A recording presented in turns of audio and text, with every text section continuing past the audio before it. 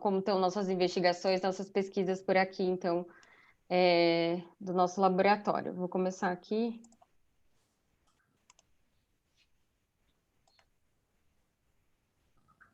Vocês estão vendo a minha tela? Sim.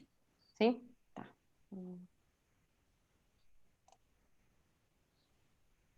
Vou colocar aqui.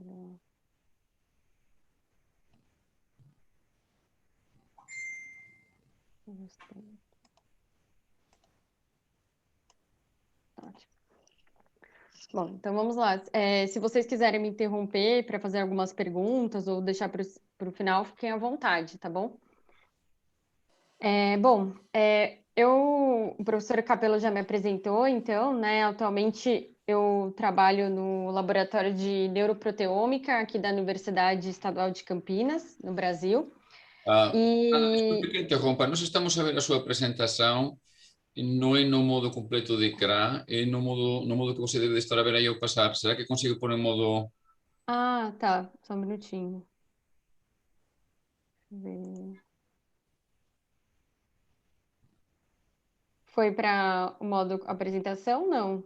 Não. Pronto, Não. se non consigue deixe estar así, porque Deixa... pelo menos eu no meu ecrã estou a ver ben. Vá, continue.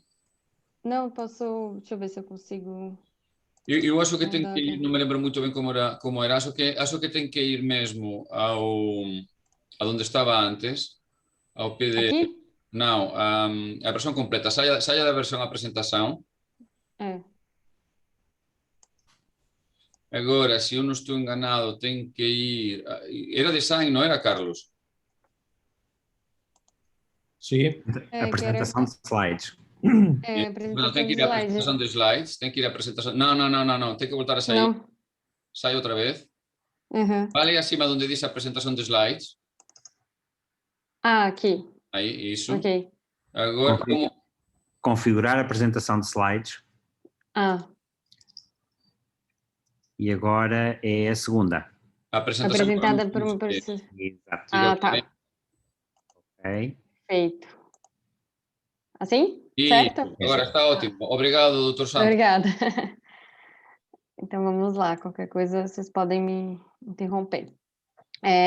Bom, então vou contar um pouco para vocês, né, como nós começamos aí as pesquisas em relação aos efeitos do coronavírus no cérebro. Bom, primeiramente eu faço parte do laboratório de neuroproteômica, que é chefiada pelo professor Dr. Daniel Martins de Souza, né? Inclusive o ano passado ele veio dar uma apresentação, uma palestra aqui e conversar um pouco com vocês.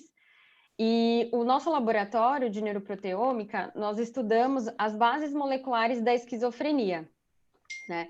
E aí, quando o ano passado, em abril do ano passado, né, em março do ano passado, na verdade, quando começou a pandemia no Brasil, né, o nosso grupo, então, né, nós paramos as atividades presenciais, né, e nós ficamos, né, em home office, fazendo aí os trabalhos remotos e não presenciais no laboratório, porque era uma exigência da universidade, né?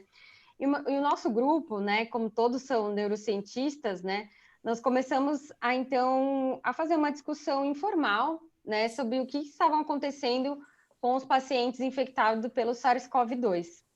Então, o nosso grupo, nós temos alguns amigos, né, que são médicos, que estavam na linha de frente, né, estavam na linha de frente contra o combate à Covid-19, e esses nossos amigos relatavam, né, as manifestações neurológicas que esses pacientes estavam apresentando.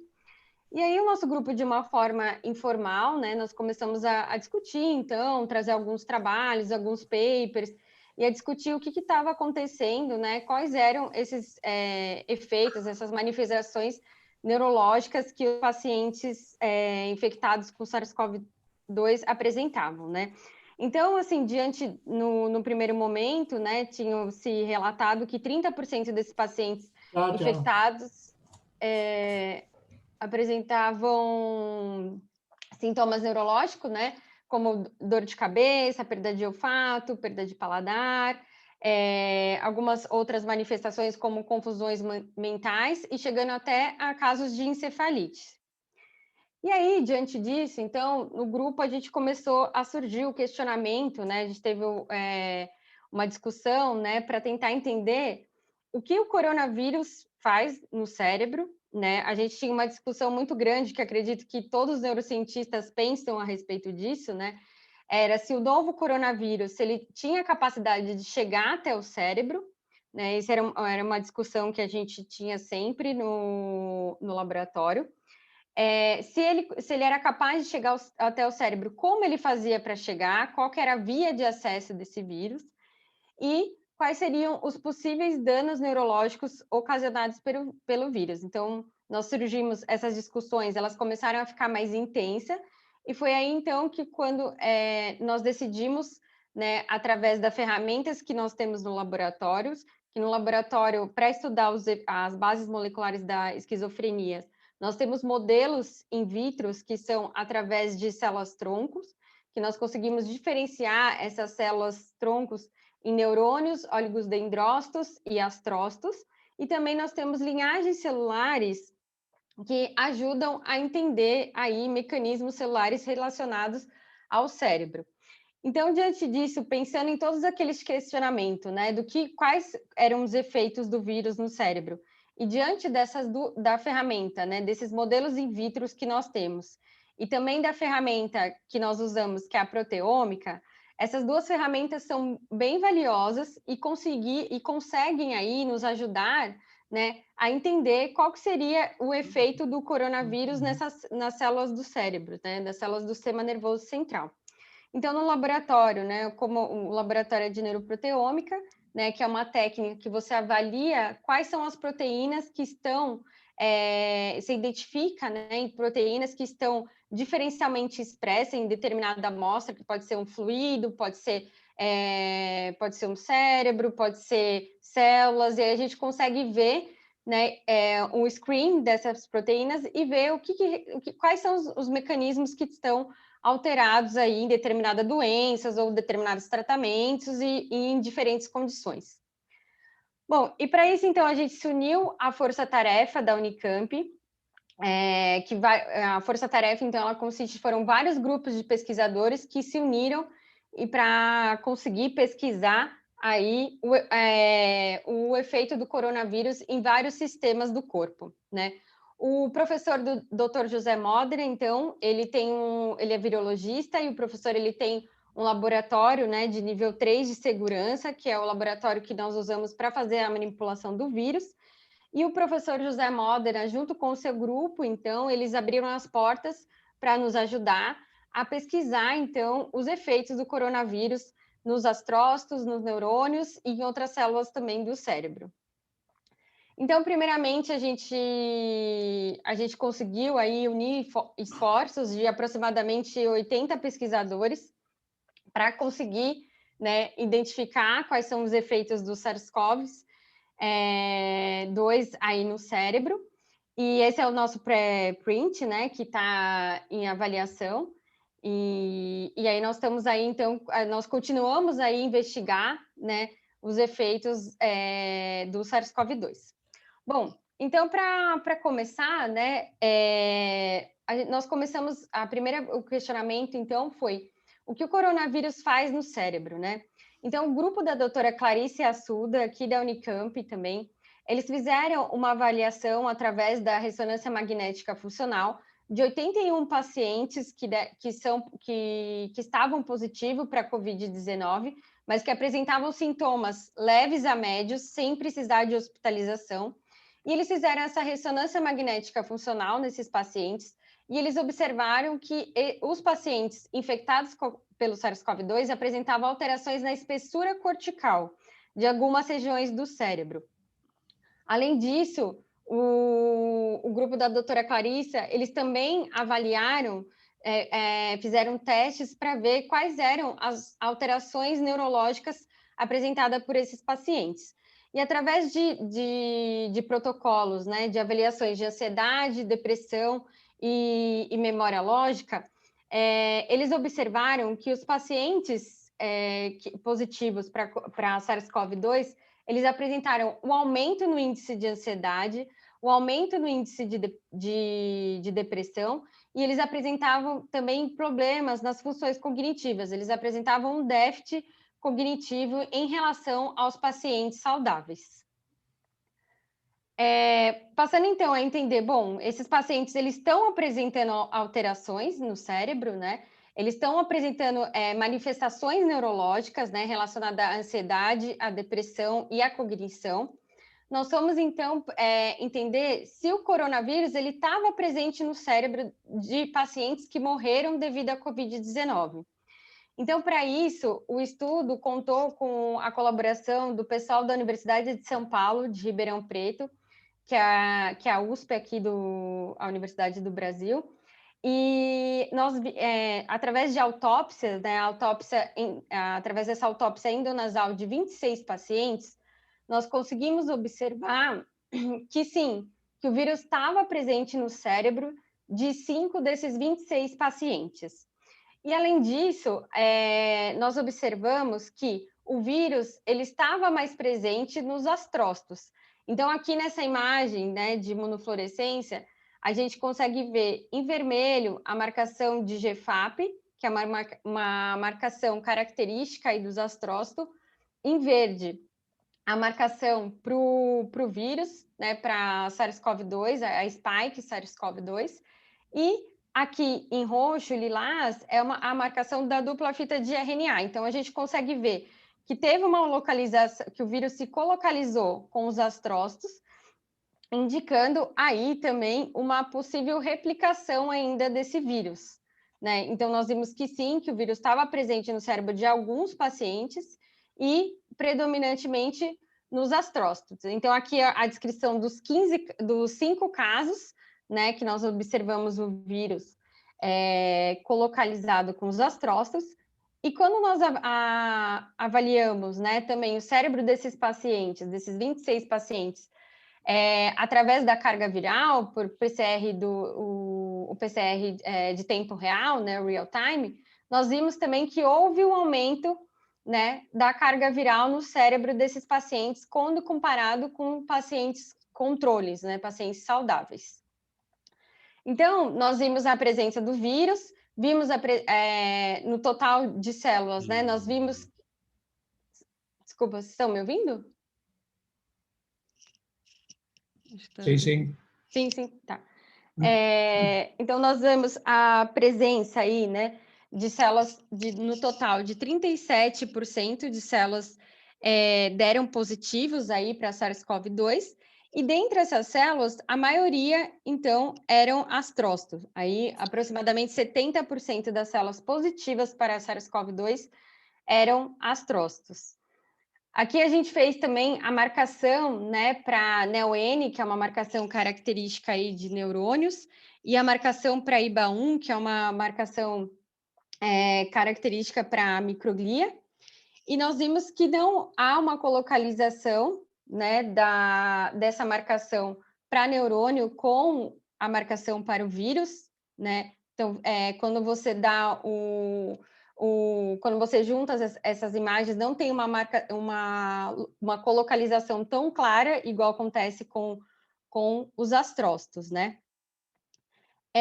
Nós seguimos, então, para analisar o proteoma do cérebro humano infectado com o SARS-CoV-2, né? Então, primeiro nós vimos que tinha a presença do vírus e depois nós fomos avaliar quais eram as alterações no cérebro desses pacientes infectados com o SARS-CoV-2.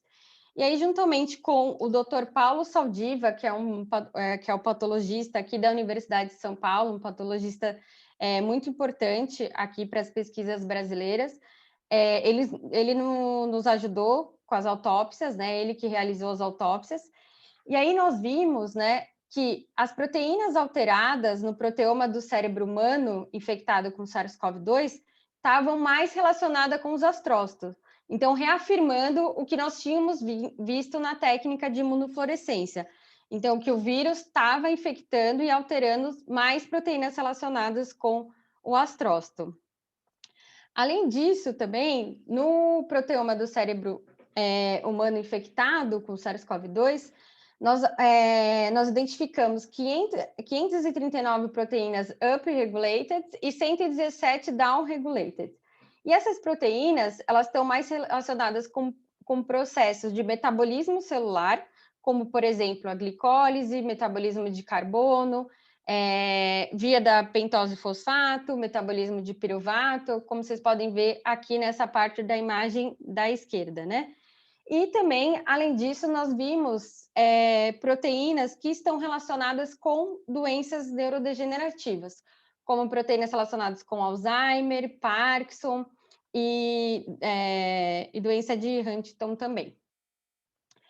Aí, então, partindo dessas informações, né, que nós vimos que tem alterações, né, que o vírus estava presente no cérebro de alguns pacientes, né, infectados com SARS-CoV-2, e a célula que estava mais infectada eram os astrócitos, nós partimos, então, para fazer estudos in vitro para entender melhor o que o vírus, quais eram os mecanismos que o vírus estava alterando nesses astrócitos humanos, né?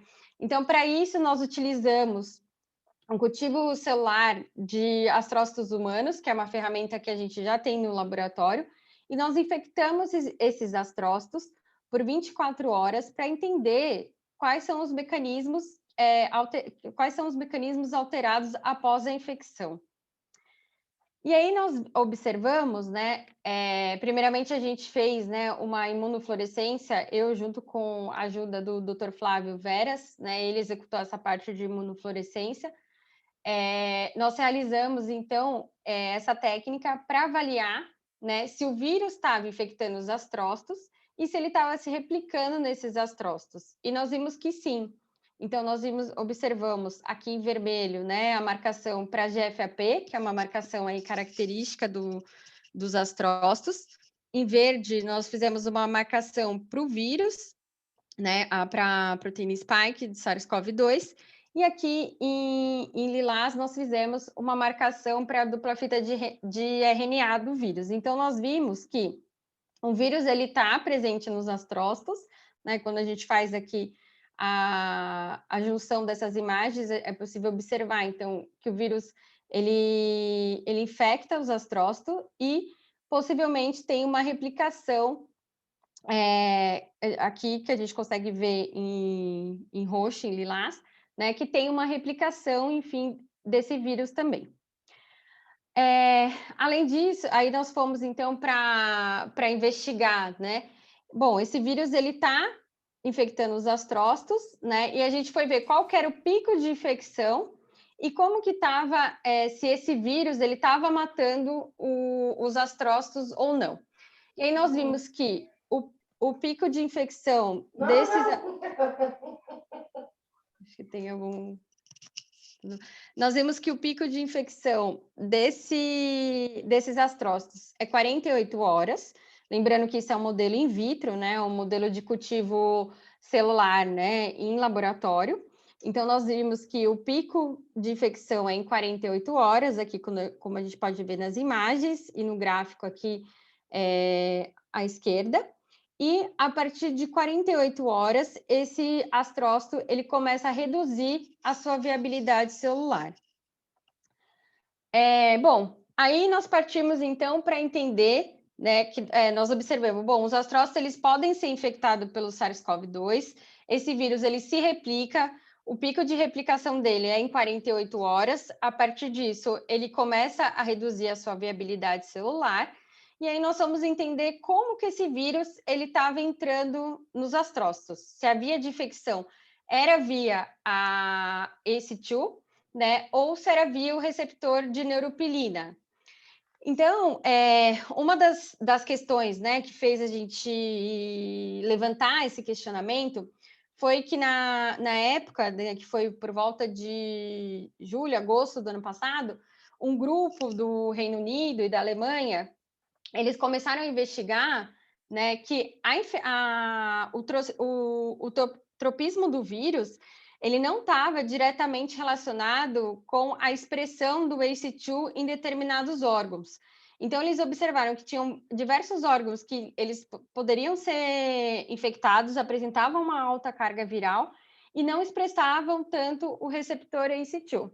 E aí foram que esse grupo, eles viram se o receptor de neuropilina poderia ser uma porta de entrada para o vírus também, como se fosse uma segunda porta de entrada para o vírus, né? E aí eles viram que sim, que o vírus poderia utilizar, né, do receptor de neuropilina 1 para entrar, para internalizar na célula. E aí que nós fomos investigar, então, se nos astrócitos o SARS-CoV-2 estava utilizando esse receptor como via de entrada. E aí nós fizemos, então, um experimento que nós incubamos, né? Nós fizemos a infecção, incubamos essas células com um anticorpo antineuropilina para bloquear esse receptor e ver o que aconteceria na carga viral, né? Então, nós vimos que quando nós utilizamos o anticorpo para bloquear o receptor de neuropilina, houve uma redução da carga viral, né? Uma boa redução aqui da carga viral, indicando, sim, que o SARS-CoV-2 estava utilizando a via de neuropilina 1 como uma porta de entrada aí para os astrócitos, né? Aqui nas imagens também a gente consegue ver aqui em verde, né, que quando a gente usa o anticorpo de antineuropilina 1, a gente quase não tem, né, a marcação aqui em verde. Não sei se vocês estão vendo meu mouse aqui, mas a gente quase não tem a marcação aqui, não dá para quase ver o vírus presente, né? Então, nós vimos que o SARS-CoV-2 utiliza aí um dos mecanismos de via de entrada nos astrócitos via o receptor de neuropilina. E aí nós partimos, então, né, como uma segunda fase, para avaliar o proteoma desses astrócitos infectados com o SARS-CoV-2. Então, aqui no laboratório, nós temos o Dr. Vitor Carregari, que ele é responsável pela parte de proteômica aqui do nosso laboratório, né? E aí ele fez, né, então, esse estudo para avaliar quais eram as proteínas alteradas no astrócito, e ele observou alterações similares às encontradas no cérebro humano. Então, aqui, nesse quadrado em vermelho, nós conseguimos observar, né, quais são os mecanismos similares aos encontrados no cérebro humano, né? Então, são vias relacionadas ao metabolismo de glicose, vias da pentose fosfato, vias aí que estão relacionadas com a biossíntese de aminoácido. Então, essas são as vias em comum. E também viu alterações relacionadas com o metabolismo de carbono. Bom, em relação a essas alterações, né, essa correlação, né, das alterações do metabolismo energético encontradas no cérebro humano e também encontrada nos astrócitos, né, nós fomos, então, fazer validações do que poderia estar acontecendo, né, com o metabolismo energético dos astrócitos após a infecção pelo SARS-CoV-2. Então, como a gente, né, já sabe, os astrócitos, eles são um sensor metabólico do sistema nervoso central, né? Eles são responsáveis aí pela homeostase pela homeostase cerebral, e a principal função deles é dar um suporte metabólico para o neurônio, né? Então, aqui a gente tem uma imagem dos astrócitos, né? E do neurônio, e essa troca metabólica que tem entre os dois, né, em relação à glicose, a captação de glicose, a lactato, em relação ao ciclo glutamina e glutamato. Então, o astrócito, ele é essencial aí para manter esse equilíbrio metabólico do neurônio, né, ele é o grande responsável aí por ser um sensor metabólico do sistema nervoso central. E aí, diante disso, então, diante das respostas que nós encontramos na proteômica, nós fizemos um estudo do metaboloma de astrócitos infectados com SARS-CoV-2, que foi feito pelo Dr. Pedro Vendramini, que é o pós-doc responsável aqui pelos estudos de metabolômica do laboratório. E nós observamos, então, que após a infecção, os astrócitos apresentam uma redução, então, do piruvato, do lactato, glutamina, glutamato, GABA e alfa-cetoglutarato, né? Então, a gente tem uma redução após a infecção pelo SARS-CoV-2 tem uma redução aí dos metabólitos para o suporte neuronal, né? Como se o vírus, ele estivesse utilizando toda essa maquinaria, toda essa parte de metabólitos para sustentar, para ajudar aí na sua replicação, né? Além disso, nós fizemos uma técnica que chama Seahorse, para avaliar o consumo de oxigênio dos astrócitos infectados com SARS-CoV-2, e nós vimos que tem um aumento da atividade metabólica desses astrócitos após a infecção, mais uma indicação aí de que o vírus aumenta a atividade metabólica e consome todos aqueles metabólitos que eu mencionei para vocês. Então, uma vez o astrócito infectados, né, nós fomos avaliar qual seria essa interação dos astrócitos com o neurônio, né? Como se fosse o que esse astrócito infectado, como ele está sendo uma das células mais infectadas no sistema nervoso central, o que ele poderia estar ocasionando em relação aos neurônios, né? Para isso, nós fizemos um experimento com o meio condicionado dos astrócitos, então nós infectamos esses astrócitos com SARS-CoV-2, e 24 horas depois, nós pegamos esse meio de cultivo e colocamos nos neurônios. Para isso, nós utilizamos uma linhagem celular, que é SH, SY5Y, e utilizamos também neurônios derivados de neuronal stem cells. E aí nós observamos que, uma vez esses astrócitos infectados, né, eles prejudicam a viabilidade do neurônio. Então, aqui nós fizemos uma técnica chamada citometria de fluxo para avaliar, então, a viabilidade celular, né? E nós avaliamos também a morte celular por apoptose e por necrose. E nós observamos que os neurônios que foram cultivados com esse meio dos astrócitos infectados, eles apresentam uma redução aí da viabilidade celular, né? Eles apresentam uma redução e um aumento da morte celular, então ele prejudica a viabilidade dos neurônios. Isso nós vimos nos neurônios derivados de NSC e vimos também nessa linhagem celular, a SH, que nós utilizamos também para fazer o estudo. E nós observamos o mesmo fenômeno. Então, essa linhagem que foi cultivada com o meio dos astrócitos infectados, elas apresentam uma redução. E aí, o que nós fomos tentar entender, né, falou, bom, será que por questão como que está a carga viral, como está a infecção, né, dessas células, que poderia ser que esse meio condicionado dos astrócitos tivesse algum resquício de vírus, alguma partícula ainda de vírus que pudesse estar infectando mais, né, os neurônios, e nós vimos que não. Através da análise da carga viral, nós vimos que apenas as células infectadas, apenas os neurônios infectados diretamente com SARS-CoV-2 apresentam uma carga viral, e os neurônios que foram cultivados aí com o meio dos astrócitos não apresentavam uma carga viral, né? Indicando aí, então, que uma vez os astrócitos infectados, ele prejudica a viabilidade neuronal, como se fosse uma reação em cadeia, né? Então, ele é infectado, ele tem alterações no seu metabolismo, e isso pode vir a, então, prejudicar a viabilidade neuronal.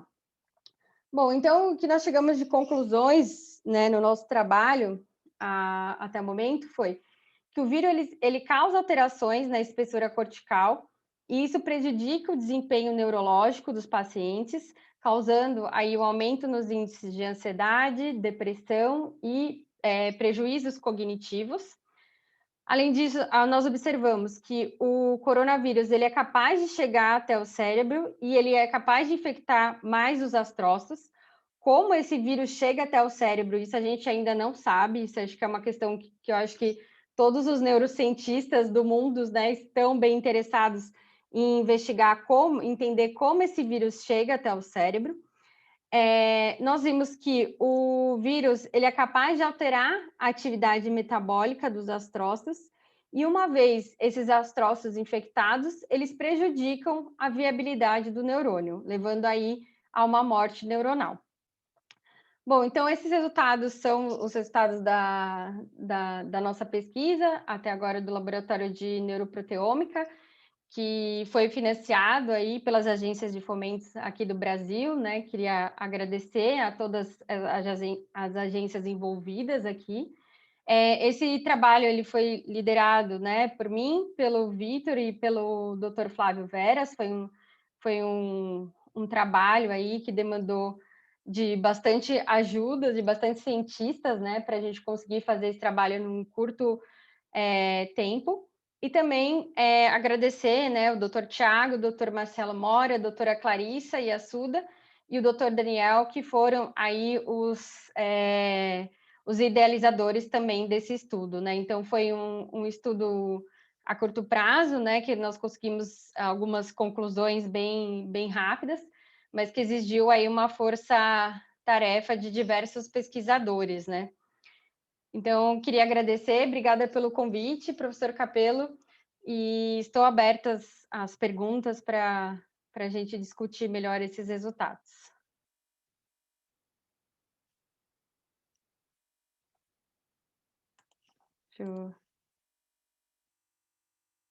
Acho que eu não estou te ouvindo. Estás sem som, José Luís. Pois, então, volto a repetir, então, batemos palmas. Muito obrigado, Fernanda. Obrigadíssimo por partilhar esta informação connosco. Eu tenho algumas perguntas, tenho muitas perguntas realmente, mas vou focar em 2 ou 3 e vou deixar depois aos meus alunos fazer algumas, ok? Claro. Nomeadamente, chamou-me muito a atenção que vocês foram capazes de bloquear, ok? A entrada do vírus nos neurónios. Portanto, vocês conseguiram encontrar uma molécula que bloqueia o receptor, que, por assim dizer, abre a porta do vírus aos neurónios. Correto? Sim. Portanto, e acaban por descubrir que a vía de entrada é a través do receptor NRP1. Vou fazer aqui umas perguntas gerais, ok? Para que os meus alunos tamén consigan asociar un bocadinho isto que nós estudamos. Nós sabemos que o vírus infecta prácticamente o noso organismo completo, dependendo da estirpe máis intenso numas zonas do organismo, nuns órganos do que noutros, mas os receptores, o tipo de receptor muda consoante o órgão, consoante a célula? Essa seria a primeira pergunta. Sim. Então, essa investigação que nós fizemos, né, em relação ao receptor de neuropilina, foi que, como nós vimos que, tanto os astrócitos, nós vimos que os neurônios também, eles conseguiam ser infectados, e a expressão, né, do receptor, do ACE2, é baixíssima, quase a gente não consegue ver a expressão desse receptor, né? Nós fizemos isso por várias técnicas, né, de Western blot, usamos o PCR também, e nós conseguimos ver bem, uma expressão muito baixa, né, para não afirmar que quase não tem esse receptor, né? E então nós vamos tentar entender, né, se o vírus poderia utilizar de outra porta de entrada, né? E aí foi que nós deparamos com esse trabalho de um pessoal do grupo do Reino Unido e da Alemanha, até esqueci o nome dos pesquisadores. Depois eu posso deixar aqui o artigo para vocês, que eles viram, né, que esse receptor de neuropilina, ele é mais expresso no sistema nervoso central, e ele poderia aí ser uma segunda porta de entrada para o vírus, né? E ainda nesse trabalho, eles conseguiram observar que tem órgãos que têm os 2 receptores, né? E isso pode fazer com que essa coexpressão, né, tanto do ACE2 como do neuropilina, do receptor de neuropilina, isso aumente ainda mais a infecção. Por isso que explicaria que alguns órgãos, né, têm uma infecção maior do que outros órgãos, né? Teria essa relação com a expressão desses receptores. E eu acredito que provavelmente acho que vão descobrir outros receptores, né, que utilizam, que o vírus pode utilizar como porta de entrada. E precisamente a minha segunda pergunta ligada a esta questão dos receptores é: se vocês conseguiram bloquear in vitro a entrada do vírus, existe alguma hipótese de utilizar ou avançar isso in vivo? Se isso daria para fazer estudos em animais, né, ou até em humanos. Existe alguma forma de utilizar uma molécula parecida para tentar bloquear a entrada do vírus nas células? Eu acho que uma vez, assim, quando a gente consegue entender, né, o mecanismo que o vírus está utilizando, né, está utilizando como porta de entrada, isso abre portas, assim, para possíveis novos tratamentos, né, para a gente entender aí possíveis novos tratamentos, né. Nosso grupo especificamente, a gente não tem focado em estudar os possíveis tratamentos para a doença, para a Covid-19. A gente tem mais focado em trazer informações básicas na questão primária, né, das alterações celulares, mas com o intuito de ajudar exatamente isso, na busca de novos tratamentos, né? Então, acho que nós cientistas, nós fazemos um trabalho digamos, de formiga, né? Cada um dá um passinho por vez, então nossa ideia é trazer essas informações para que aí outros cientistas, outros grupos consigam utilizar dessas informações para buscar novos alvos terapêuticos. Agora a minha última pergunta é por que achas que son os astrocitos preferentemente de todos os neuronios? Por que os astrocitos? É por causa deste receptor ou se calhar a maquinaria do astrocito é máis propicia para que o virus se replique? Então, quando a gente viu, né, as imagens, né, do cérebro humano, que os astrócitos, né, visivelmente têm uma colocalização com um vírus bem maior do que neurônios ou microglia, a gente até no primeiro momento se espantou, né, porque a gente achou que a microglia teria um papel muito importante, né, em relação a essa infecção viral. Né? E aí nós vimos que não, que o astrócito que estava sendo a célula mais infectada no cérebro humano. Nós estamos tentando responder essa pergunta, por que os astrócitos? E a gente acredita que é uma junção de duas coisas, tanto por questões da questões do metabolismo do astrócito, né? E também por questão da expressão dos receptores, né? Então, o astrócito, a gente fez alguns testes preliminares para ver comparando, né, aí a expressão do receptor neuropilina dos astrócitos com o neurônio e com outras linhagens celulares, né? Então, a gente ainda não tem esses resultados, a gente está em andamento ainda para entender por que os astrócitos, né? A gente ainda não tem essa resposta. Ok, moito obrigado pelas respostas, Fernanda, e dou agora a entrada aquí aos alumnos. Se ten preguntas, levanten a mão, vou dando entrada.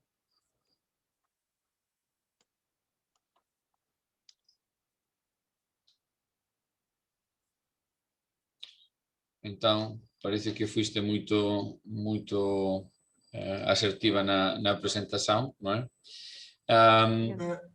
Sim?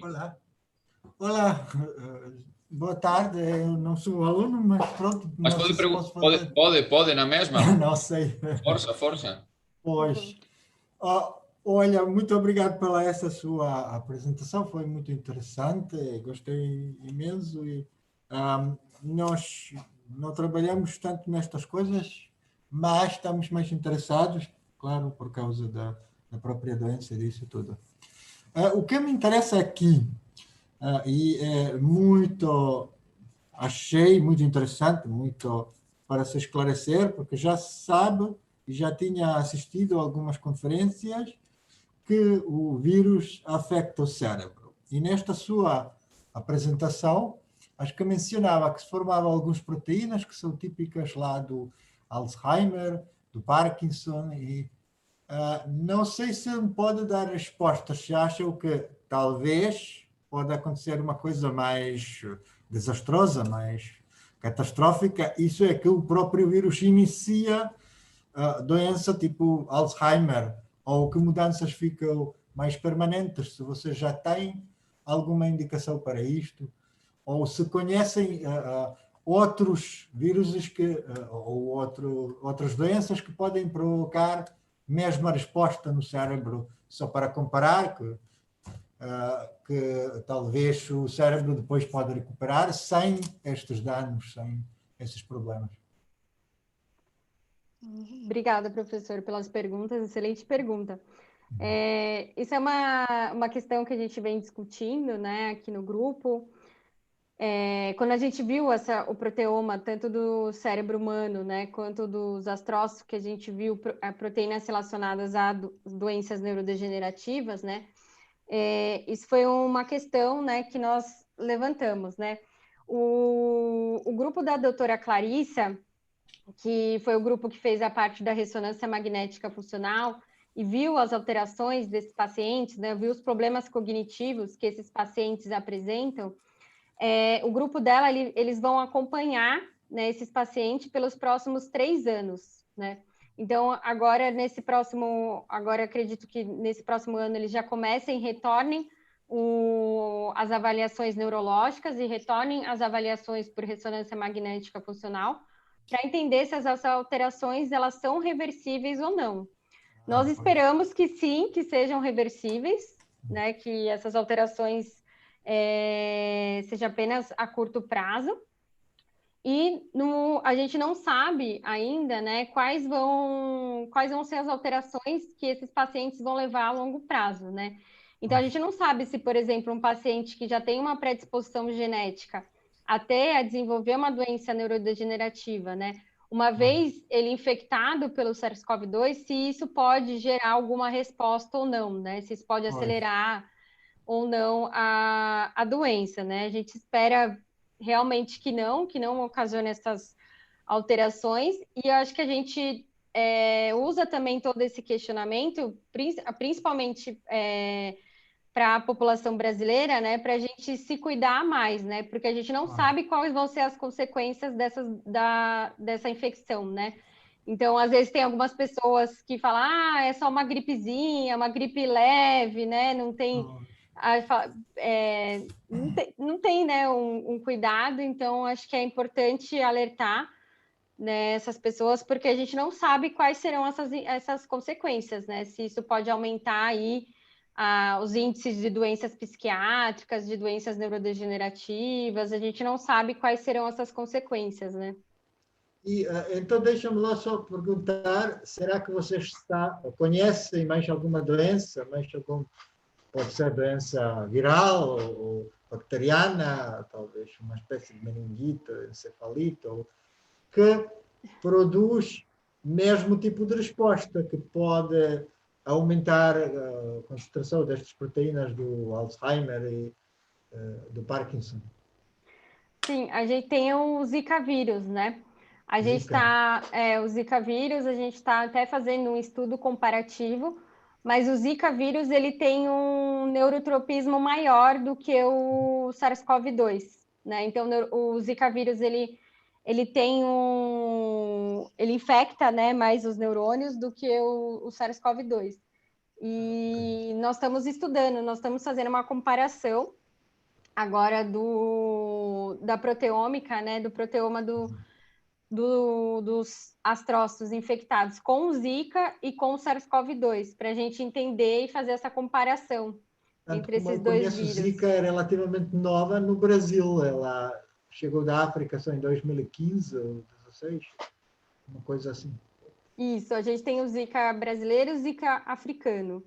Aí a gente está fazendo um estudo com os dois para fazer uma comparação, que até agora que nós estamos, né, sendo avaliados pelas revistas, é até uma questão que os revisores perguntaram, né, para a gente fazer uma comparação com outros tipos de vírus para dar um embasamento maior, né, no estudo. Mas tanto como eu conheço, Zika não dá problemas. Desculpe interromper, mas é que não é um debate, não é um diálogo. Depois pode contactar, que eu vou deixar o e-mail.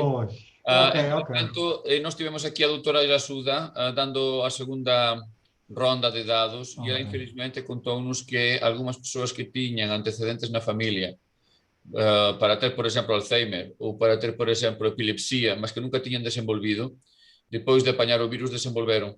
E, portanto, ela não estava nada optimista relativamente ao futuro da evolução dos doentes que tiveram algum tipo de infecção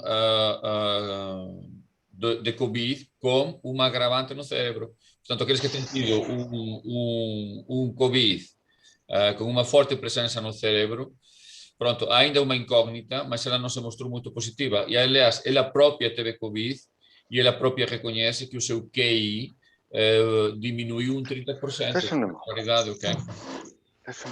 Sim, Pronto. sim. Se alguém tem mais questões, e agora? Muito obrigado. Se não há, obrigado Obrigada. pelas questões, Sérgio. Alguém tem mais alguma questão? Pronto, então, batemos palmas para a doutora Fernanda Krumfli. Obrigadíssimo, Fernanda. Espero que tenha muito sucesso em descobrir, sobretudo, como é que o vírus consigue entrar nas células, a ver se conseguimos desenvolver alguma medicina que bloqueie a entrada, para além da vacina, não é? E pronto, espero voltar a vê-la pronto com novos dados daqui, se calhar a 6 meses. Sim. Obrigada pelo convite, professor Capella. É um prazer estar aqui com vocês e quando nós tivermos novos resultados, eu posso avisar o senhor e aí marcamos uma nova conversa. Ok, obrigadíssimo, Fernando. Depois entro em contato consigo. Pronto, obrigado a todos os meus alunos e a todas as pessoas que assistiram à conferência e vemo-nos na seguinte. Obrigadíssimo, cuide-se. Um abraço a todos. Obrigada. Tchau. Cuide-se. Tchau. Tchau, tchau.